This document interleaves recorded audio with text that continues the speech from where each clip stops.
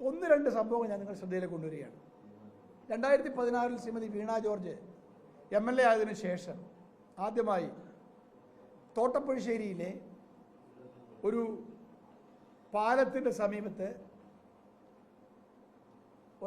ഒരു തട്ടുകട, അയാളുടെ ഒരു CPM പ്രവർത്തകനാണ്, അയാൾ തട്ടുകട തുടങ്ങി. ആ തട്ടുകട ഉദ്ഘാടനം ചെയ്യാൻ വേണ്ടി വീണ ജോർജ് വന്നു.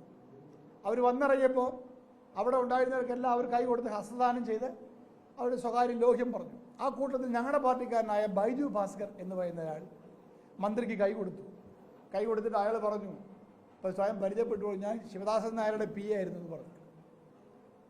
അപ്പോൾ അവർ മൈക്കിൽ കൂടി പ്രസംഗിച്ചപ്പോൾ മോശമായി സംസാരിച്ചു. പിറ്റേ ദിവസം ബൈജു ഭാസ്കർ എന്നൊരാളൊരു കേസ് പത്തനംതിട്ട കൊടുത്ത് അയാളെ അറസ്റ്റ് ചെയ്തുകൊണ്ട് പോയി. അയാളുടെ ക്രൈം കേസ് ഇപ്പോഴും പത്തനംതിട്ടയിലുണ്ട്.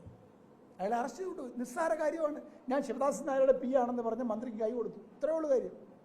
അയാൾക്കെതിരെ കേസെടുത്തു. ഒന്നും ചെയ്തില്ല, ആക്രമിച്ചൊന്നും വേണ്ടി കേസെടുത്തു. മറ്റൊന്ന്, സോഷ്യൽ മീഡിയയിൽ വീണ ജോർജിനെതിരെ ആരെന്ത് പറഞ്ഞാലും അവർക്കെതിരെ കേസെടുക്കുകയാണ്. 12 കേസുകളാണ് പത്തനംതിട്ട കോടതിയിൽ വീണ ജോർജിനെതിരായി. അവരെ നിങ്ങൾക്കറിയാം, അവർ സ്ത്രീ എന്നുള്ള നിലയിലോ ഒരു പൊതുപ്രവർത്തകൻ എന്നുള്ള നിലയിലോ അവരെ അധിക്ഷേപിക്കുന്ന, വസ്തുതയ്ക്ക് വിരുദ്ധമായി അധിക്ഷേപിക്കുന്ന ഒരു കാര്യവുമില്ല. വീണ ജോർജിനെ പേരെടുത്ത് വിമർശിച്ചു എന്നതിൻ്റെ പേരിലാണ് 12 കേസുകൾ പത്തനംതിട്ട കോടതിയിൽ അവർ കൊടുത്ത് നിലനിൽക്കുന്നത്. അപ്പം ഇതൊരു മാനിയാണ്. എതിർക്കുന്നവരെ, വിമർശിക്കുന്നവരെ കേസിൽ കൊടുക്കുക, ആക്രമിക്കാൻ ആഹ്വാനം ചെയ്യുക. ഇത് മന്ത്രി വീണ ജോർജിന് ഇങ്ങനൊരു മാനിയ അവർക്കുണ്ടെന്ന് തോന്നുന്ന വിധത്തിലാണ് അവരുടെ എല്ലാ പ്രവർത്തനങ്ങളും. 2016 ആദ്യം അവർ തെരഞ്ഞെടുപ്പിൽ മത്സരിച്ചപ്പോൾ ഒരു കേസുണ്ടായിരുന്നു, ഇലക്ഷൻ കേസ്.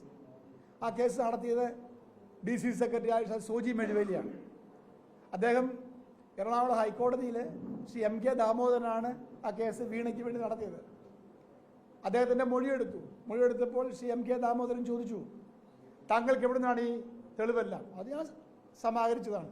എവിടെയാണ് ഈ തെളിവെല്ലാം ശേഖരിക്കുന്നത് ചോദിച്ചപ്പോൾ ശ്രീ സോജി മെഴുവേലി അഡ്വക്കേറ്റ് പറഞ്ഞു, അത് എൻ്റെ വീട്ടിലെ സ്വകാര്യ കമ്പ്യൂട്ടറിൽ ഞാൻ ശേഖരിക്കുമെന്ന് പറഞ്ഞു. സോജി മെഴുവേലി എറണാകുളത്ത് നിന്നും വീട്ടിൽ തിരിച്ചെത്തി. രാത്രി നോക്കിയപ്പം ഈ കമ്പ്യൂട്ടറിന് CPU കാണാനില്ല. ഇതാരാണ് കൊണ്ടുപോയത്? അപ്പം ഇങ്ങനെ നിരവധി സംഭവങ്ങളാണ്. വീണ ജോർജിനെതിരായി ഒരു സ്ത്രീ എന്നുള്ള നിലയിൽ അവർക്ക് ഒരു അഡ്വാൻറ്റേജ് ഉണ്ട്. ഇപ്പം ഞങ്ങൾ സമരം ചെയ്താലും ഒരു സ്ത്രീ എന്നുള്ള നിലയിൽ മന്ത്രി വീണ ജോർജൊക്കെ പറയുമ്പോൾ ഞങ്ങൾ ശ്രദ്ധിക്കും, മോശമായ വാക്കുകൾ വരാതിരിക്കാൻ നോക്കും. സമരം ചെയ്താൽ അങ്ങനെ ശ്രമിക്കും. ഞങ്ങൾ വീണ ജോർജിൻ്റെ വീട്ടിലേക്ക് പല സമരങ്ങൾ നടത്തിയിട്ടുണ്ട്. വളരെ അച്ചടക്കത്തോടു കൂടിയാണ്. കാരണം ഒരു സ്ത്രീ, ഈ സ്ത്രീ എന്നുള്ള അഡ്വാൻറ്റേജ്, ആനുകൂല്യം ഉപയോഗപ്പെടുത്തിയാണ് കണ്ണൂരിൽ ഇവർ നടത്തിയത്. ഇവർ റാന്നിയിൽ ഇത് നടത്തി, പത്തനംതിട്ടയിൽ നടത്തി. എവിടെ സമരം ചെയ്താലും കുട്ടികൾക്കിടയിലേക്ക് ഇറങ്ങിച്ചെല്ലുക, ഏതെങ്കിലും ഒരു പരിക്ക് പറ്റുക, അങ്ങനെ ആളാകാൻ ശ്രമിക്കുക, സഹതാപ തരംഗം ഉണ്ടാക്കാൻ ശ്രമിക്കുക, തെരഞ്ഞെടുപ്പിൽ തോക്കും. ഈ ഗവൺമെൻറ്റിൻ്റെ അഴിമതിയും ആരോഗ്യ മേഖലയിലെ അഴിമതിയും മാത്രം കൊണ്ട് ശ്രീമതി വീണ ജോർജ് തെരഞ്ഞെടുപ്പിൽ തോക്കും എന്നുള്ള ഉറപ്പാണ്. അപ്പോൾ തെരഞ്ഞെടുപ്പിൽ തോക്കാതിരിക്കാൻ എന്തെങ്കിലും നാടകം, കപട നാടകം ഉണ്ടാക്കുക.